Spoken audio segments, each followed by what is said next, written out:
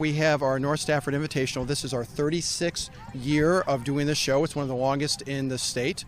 It's a marching band competition, and we have local and bands from around the state that are going to come in and play their show that they have developed so far for this year. They will be adjudicated and see where they stand so far at this part of the season, and get some great comments to help them along for the rest of the season.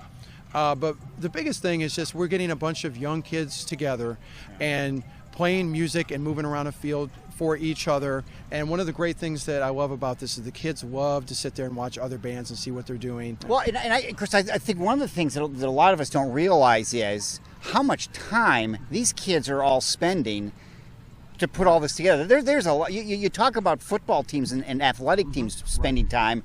You guys it's the same thing. Oh, it's absolutely the same thing. A lot of bands are different. There are bands that practice 2 to 3 times a week. There's bands like mine. We practice every day. So we go Monday through Friday. Matter of fact, to tell you, to sort of tag on to what you were just saying, we just got done with a rehearsal so here we are on a Friday, and we have a rehearsal from after school until 4:45. They ran up there and they got something to eat, and they're in uniform and they're getting ready to do the football game tonight. Incredibly dedicated and committed kids that we have, just so they can go out there and have a great time playing music. We started on August 13th, so we started 3 weeks before school started, and I think that's pretty much basic with a lot of the schools. They start about 2-3 weeks before school starts, and we do full days. So for 3 weeks we did 8 to 5.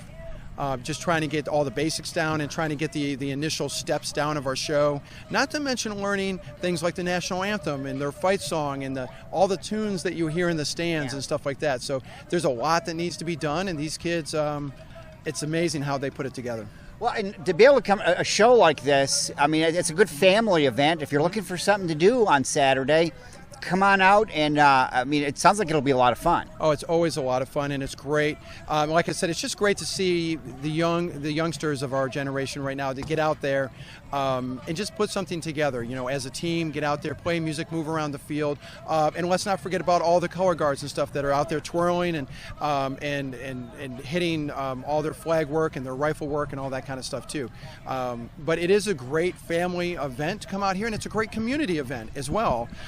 Even if you don't have a kid who's in band, maybe your neighbor, you knew a neighbor at one point in time that was in the band or something like that, or maybe you're just looking for something good and wholesome to do on a Saturday afternoon, just come on out.